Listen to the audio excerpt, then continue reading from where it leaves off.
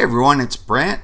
Happy Labor Day. This is the S&P 500 over the last 2 weeks on a 10-minute price chart. You can see really sloppy, range-bound, choppy action. I would call it a market that's just kind of churning.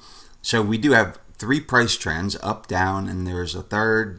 If you can name this price trend, leave it in the comments. And what it looks like is basically the 2-week vacation for summer. All the A-list traders went on vacation to Martha's Vineyard, and the B-list traders, the backbenchers, took over, and it looks like they got pretty explicit instructions to keep things mellow.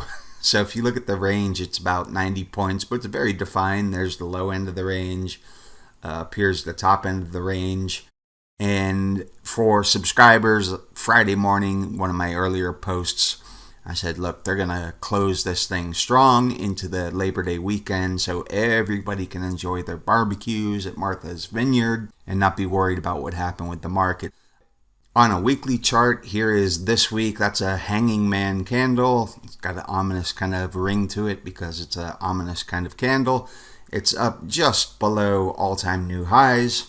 The NASDAQ 100 has a similar price candle, and it was down 0.75%, but it's quite a ways off the all-time highs because this rebound off the August 5th lows, as you'll see later on, really has not been well supported by tech, mega cap, semiconductors, and Nvidia's earnings this past week were really kind of the big event that could shape or change that dynamic, and it didn't. Volume is not constructive either, and you can see that a lot better on the ETF like QQQ. Let's go to like a daily chart on QQQ and pull up the volume. So remember, in advance, a rally should see volume increasing, and a pullback or a decline should see volume declining.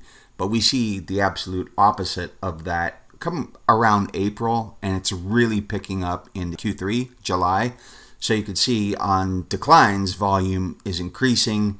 So here's a 200 bar average of volume, or 200-day average, and you can see the advances, they're not even close to hitting that average volume. And yeah, it's summer, but still, look at the decline over here, big volume. Here's the advance, light volume again. So volume is not looking constructive. This is kind of the volume you see in toppy patterns. And keep in mind that, all of this is happening during very, very positive seasonals. So we're getting a hanging man weekly candle over here on very positive seasonal factors. As far as CTAs, commodity trade advisors, all the systematic traders, they've been leveraging up. We're in the full buyback open window. So between buybacks and systematic trading systems, the market has been seeing about $17 billion in buying per day, just based on that. And retail, actually, retail mom and pop investors have been kicking some money into the market.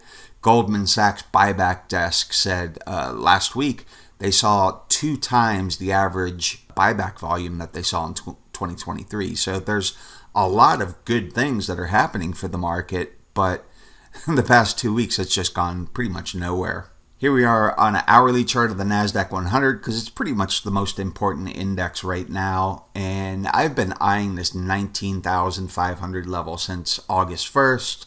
Been talking about it a lot because we had this small toppy formation, price broke down, hit resistance there. And generally what happens is when price support, as you see here, here, and here, breaks down, it typically becomes resistance. So as we came off this really deeply oversold low, I was saying to my subscribers way back here, like 3 weeks back, watch this 19,500 level. And if we take like a really close look at it, like over, let's get to a 10-minute chart here so we can see kind of the past couple of weeks.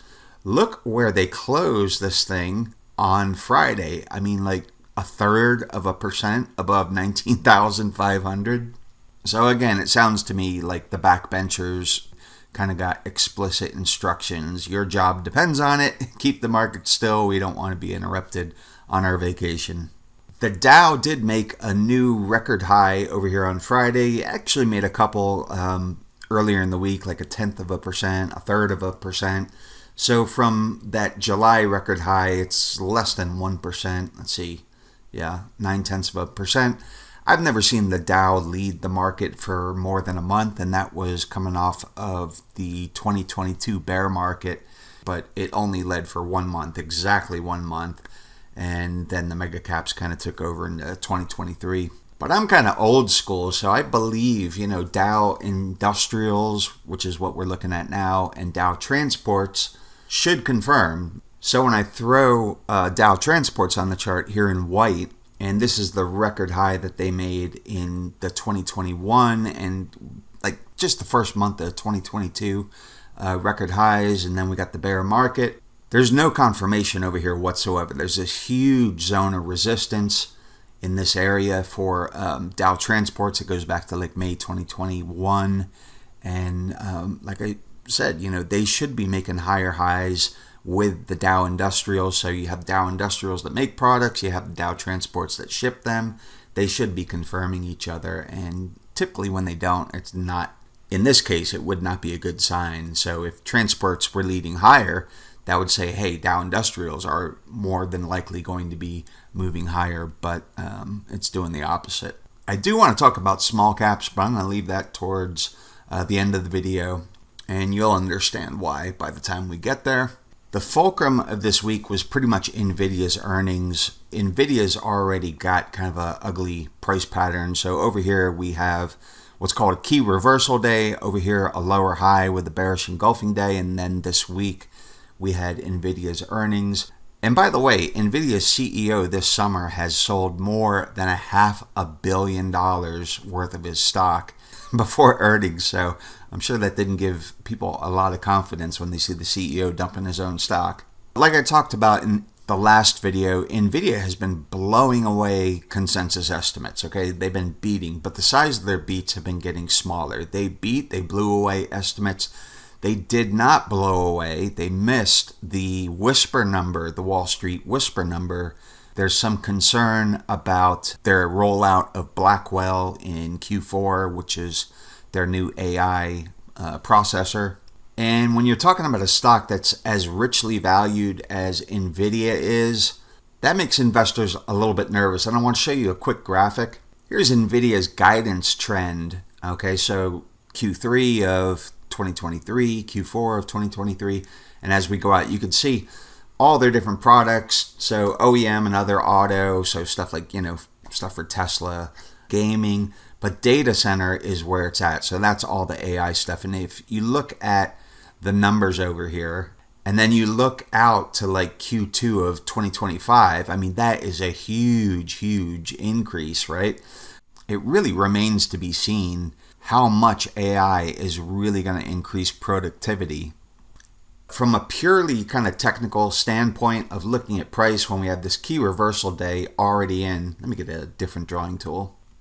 There's the key reversal day. We've already got a lower high on a bearish engulfing candle, and now it appears after earnings we have another lower high. So that's not a great looking chart at this point, considering that Nvidia has pretty much dominated this whole AI theme that's been driving the market crazy for 18 months now. And we can see some wacky stuff on Nvidia's long-term 3C chart. 3C is my proprietary money flow indicator. So over here into the bottom of the bear market in 2022, you can see a really big positive divergence. I talked about this in last week's video, but you can see really over here where we're starting to get those lower highs, the quality of the underlying flow of money into this stock has dropped off significantly. And this is like a seriously long-term 3C chart as far as time frames, these 4 hours. I rarely break them out because it's a divergence that you see once every couple of years. If we kind of break it down and look at some of the shorter time frames, here's a 5-minute chart. So it's not going to be as strong as what we just looked at, but it's going to have a lot more detail. And what you see is that key reversal day, one of the first negative divergences that we've seen in Nvidia this year. And each time price runs up, we get a negative divergence. So I'm sure you've heard that term buy the dip, right? These are all showing sell the rip. So price rips and 3C is showing selling into that. Price rips, 3C is showing selling into that. Same thing over here. Same thing over here. And of course, Nvidia being the second largest stock in the market, it's basically bleeding over into the semiconductors, and the semiconductors have been driving tech. You can see in the semiconductor ETF over here, the same kind of 3C negative divergences, sell the rip, has become the new theme that's happening here, whether retail or whether the street recognizes it or not. And Nvidia, of course, is the second largest stock, as I just said, so it's a mega cap. So we're seeing the same thing in like the mega cap growth index, MGK. So we're seeing that kind of turnaround over here. This is where the market kind of came down real sharp. My video Stranger Signals was calling this out before it happened. And then we see this rally off the August 5th low. Same thing, negatively divergent here. So Nvidia's earnings, I don't think, helped at all this week. As I already mentioned, Friday afternoon, they rip price in the S&P 500 right up to the top of this range. That did move our 3C chart, so there was some money coming in Friday afternoon. So on really kind of sensitive time frame like this 2 minute, you can see it right over here. Hasn't broken this kind of downtrend. You see confirmation up here, but it's weak. It's weak confirmation, and then money is starting to flow out, and we see this kind of rip. And that's even evident to some degree on this 5 minute chart right over here, which was just starting to go into like a leading negative divergence on Thursday, which that happens. That's basically the worst divergence you can have on a chart like this for the SPY, the S&P 500 ETF. As far as I'm concerned, it's just all, hey, we're on vacation at Martha's Vineyard. Don't let anything bad happen in the market. Don't call us. Don't disturb us. Don't let us see anything on CNBC. Leave us alone. Being that the mega caps, the semiconductors, and basically the AI trade have driven the market all year, as well as rate cut hopes like in December, where the market was pricing in 7 rate cuts from the Fed starting in March. Of course, that didn't come to pass. Being that that's the case, and what's happened with Nvidia this past week, and one day is not a trend, we'll see what happens when everybody comes back to their desks after Labor Day, but doesn't look great so far. The problem I see with the market at the moment is a lack of leadership. The Dow just is not going to lead the market for more than a month. And here's the S&P 500 again with an equal weighted index of the defensive sectors. Let me pull out a line real quick. And what you can see right here at that date, July 11th, when the mega caps start to rotate out, what gets a bid? The defensive sectors, and what have they been doing the entire time? I've already talked about how this is a late bull market cycle dynamic that you see very, very often. Saw it 2018, saw it in 2007, 2008, before the great financial crisis. Eventually, everything comes down, but towards the end of a bull market, you'll see these defensive stocks get bid up, and that's kind of what's happening over here. They just do not have the weight to support the market, to lead a rally, and certainly they don't have the weight if the mega caps are coming down or being sold. So that leaves us with one other option, and that option is the small caps. They've already tried to make a run to rotate in, actually the same time the mega caps were falling out here around July 11th. Let's pull up their chart, and I've backed this chart up a little bit, but I want to show you the date. So there's September 10th, September 11th. So just as the mega caps are rotating out, the defensive sectors and small caps are trying to rotate in. This was a really beautiful rally. I mean, if you look at the volume, very heavy green buying volume over here. It went into a near perfect bullish ascending triangle. Right over here, a failed breakout. And the next thing that happened, failed breakouts almost always lead to fast reversals. The price comes down. And this is our oversold low on August 5th. And small caps have bounced back. Right now, if you remember what the S&P looked like the last 2 weeks, they're the only index right now, the Russell 2000, that has kind of a constructive little bit of price action going on. Let me show you on an intraday chart. So here's that big bullish run. Here's the consolidation. Here's the failed breakout, the fast reversal, oversold low. This is recent price action in the last couple of weeks. That's an hourly chart. Let's go to like a 10 minute. So this looks like a little bull flag. So as long as it doesn't pull back and erase this entire advance, it looks like a bull flag to me. My thought is that perhaps investors are going to give small caps another shot, try to rotate into small caps, into value. That would mean a lot of the cyclical sectors, so materials, financials, industrials. The one you'll really want to watch is the regional banks, because small caps aren't going anywhere without the regional banks. The problem is that over the last 2 years, I haven't seen small caps really, except for that last rally I showed you, and that still was driven by short squeeze activity. I haven't seen small caps really get a bid without a lot of short covering. So this is small cap or Russell 2000's IAWM ETF. Here's that run, and this white line is my most shorted index. So it's a list index of the most shorted stocks. Big, huge short squeeze. As we get into that bullish consolidation, I was telling my members and subscribers, we're kind of at the top of the range where there's not a lot of shorts left to be squeezed. Price tries to break out, there's no shorts left to be squeezed, and that price just fails, turns around. You can see the shorts got a little aggressive here. I never short an oversold market this oversold, but they did. So they loaded themselves in the cannon as short squeeze fodder. And we've seen some short squeezes over here, which are driving small caps higher. And this week, we see the shorts, and they're mostly hedge funds, but we see the shorts getting active again and kind of diverging away. So there is room for small caps to maybe make a 4% measured move, which is coming off of this run over here, actually right in this area where Powell made his pivot. But the point is, I am not sure that there's room to get much above like this 229 area unless investors really buy into and believe in the soft landing, that the Fed is going to cut rates in time, unemployment's going to come back down, it's not going to keep surging and move into a recession. In that case, small caps make sense. If you're talking about a late cycle economy that's moving toward recession, which I'm of the belief, like 90% probability we are, then small caps are not what you want to own. Pretty much what you want to buy when you're coming out of a recession. Now, they do benefit from lower rates because all the companies in the Russell 2000 are just stacked to the gills with debt. Are investors going to buy the soft landing scenario? Well, let's look at what the market is pricing in.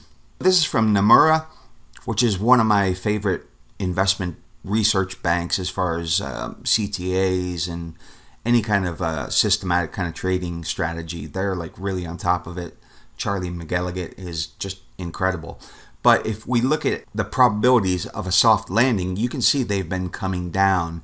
Here is an uneven landing, so the probabilities have been moving up. Hard landing, which is basically a recession, they're kind of tiptoeing up a little bit. But the soft landing expectations have come down a lot just from what the market is pricing in. So do investors, equity investors, buy the narrative that the Fed is going to engineer a soft landing, which, maybe they did in 1995.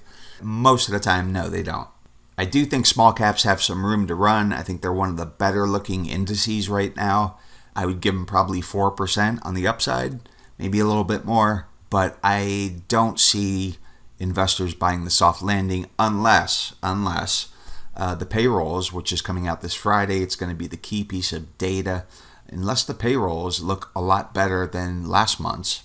So we are coming out of the summer doldrums with Labor Day. As soon as it passes, volume should pick up a little bit. By the time we get to NFP, non-farm payrolls on Friday, I think everybody's going to be back at their desks. The Fed right now doesn't care about inflation. If you look at the trend in core PCE, so this excludes food and energy, which are basically the two things that, most of America is struggling with. But this is what the Fed looks at, core PCE, on a year-over-year basis. It's heading back down towards 2%, which is where the Fed wants it. So they're not concerned about that right now. What they are concerned about is employment. They're definitely going to cut 25 basis points in September. There's no doubt about it.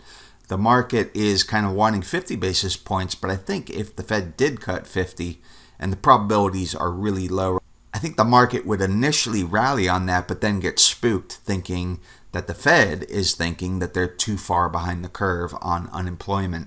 As far as unemployment, here is the unemployment rate, and you can see it's on a year-over-year basis right from the St. Louis Fed. These gray areas are recession shading, so we have 1991 over here. We have the very, very mild recession after the tech bubble burst. Here's the great financial crisis. Very, very deep but very short recession over here on the COVID crash. You can see what happened to unemployment. So the only time really the Fed has kind of engineered a soft landing is over here in 1995, where the unemployment rate kind of ticked up.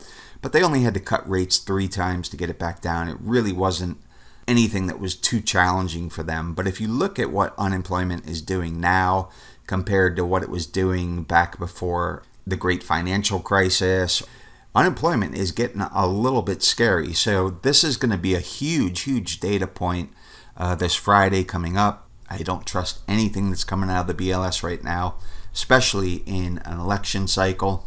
And just, a little over a week ago at Jackson Hole, Wyoming symposium, Jay Powell basically said, actually he exactly said, we do not welcome further cooling in labor market conditions. And they did want cooling to get wage inflation down.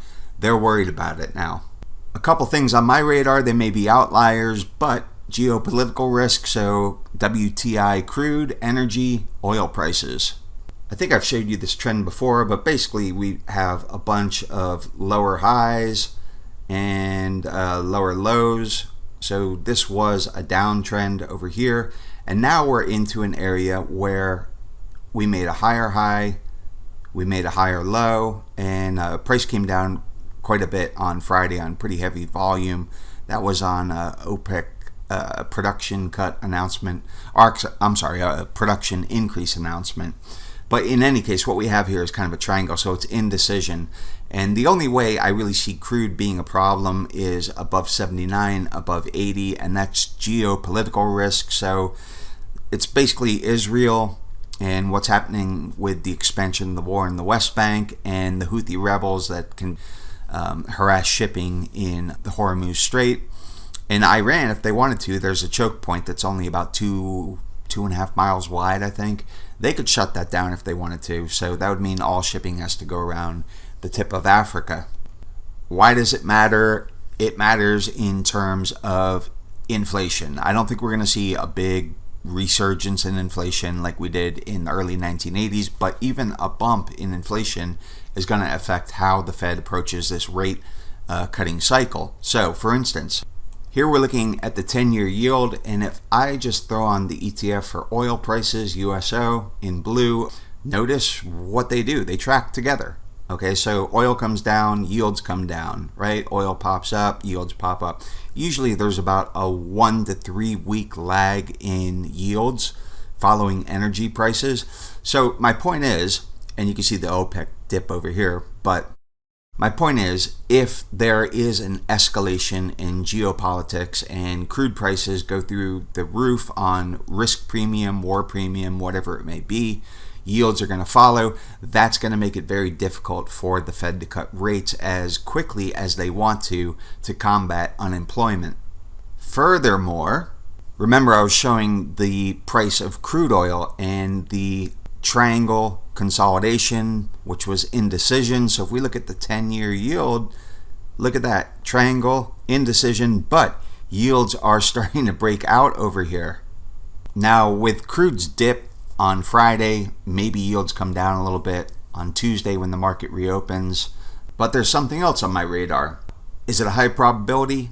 I would say not at this point, but it's there enough that it's on my radar that I'm bringing it up to you. This is a daily price chart of the S&P 500 in the candlesticks, and the purple line is the move index, except it's inverted. I've turned it upside down. The move index is basically VIX to the S&P. It is volatility index to Treasury futures, and it is very well bid. Remember, it's inverted, so this is actually moving higher, volatility moving higher. And when you get these divergences like we have over here, they've called a lot of price pivots in the market. Let's see if we can roll back a little bit and find, like even over here at this October into November low where the market took off, you can see the move index positively diverging, making a higher low right over here. And I remember at the market top of 2021 in early 2022, which we're looking at right here, the move index really negatively diverging badly. I mean, it was strongly bid, saying rate volatility was very high. So that was right before we went into the S&P 500's bear market in 2022. And each time the S&P tried to bounce in these little counter trend rallies, the move index wasn't buying it. So we've got, something here to keep an eye on. USDJPY, the dollar yen FX pair, is still on my radar. So this is that really nasty sell-off in July. And a lot of that was carry trade unwind as the yen appreciated versus the dollar. You could see USD down, JPY is going up. This is kind of a bearish flag, and it kind of broke under it. I think I talked about that in the last video. And now it's kind of back testing along that line. The Bank of Japan are really meek, so I'm not sure that they're going to do anything that's going to send this sharply lower again, but it's on my radar. And with this whole decline, all of the carry trade proceeds that had to be closed down were coming out of mega cap stocks. So investors were taking these carry trade proceeds and they were investing them in higher yielding assets, which were basically the mega cap semiconductors, stocks like Nvidia. So that's why they got hit so hard around July 11th into August 5th.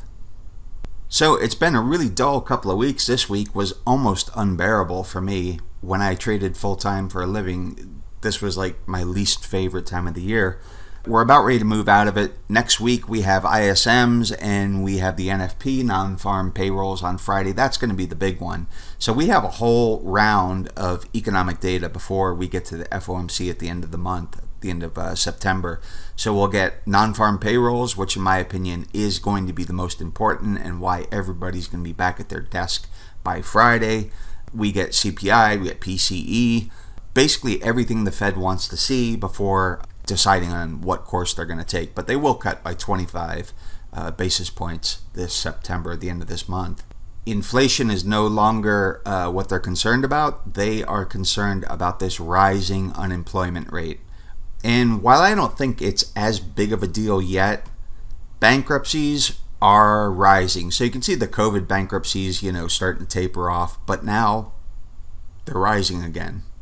I wouldn't say that they're at a level that's concerning. It's the trend that's concerning. Okay, so some final notes before we wrap it up. The biggest event probably of September until we get to the FOMC is going to be non-farm payrolls on Friday morning. That's going to be hugely important. I don't trust the BLS. I really don't. They revised away almost 1 million jobs about 2 weeks ago. 818,000 jobs they overstated payrolls by. So, I haven't trusted them for a couple of years now. We'll see what they do. Seasonals are going to flip. So seasonals are still favorable until the middle of September. Comes September 16th, they flip. Part of that is buyback blackout window will be in effect. The second half of September, those last 2 weeks of September, are the worst 2 weeks for the market of the year. Then we get into Q4, which is seasonally favorable for the market. As far as I can see, we don't have any leadership in the market right now, and that's a problem. That can go on for about a month or so before it becomes a big problem, but right now there's no leadership. So the non-farm payrolls may give us some visibility on whether or not the soft landing scenario is bought and small caps are bought, and they come into a role of leadership. So while it's been brutally boring, it's about ready to pick up come Tuesday and certainly come Friday. And finally, I wish you all a very safe and happy Labor Day.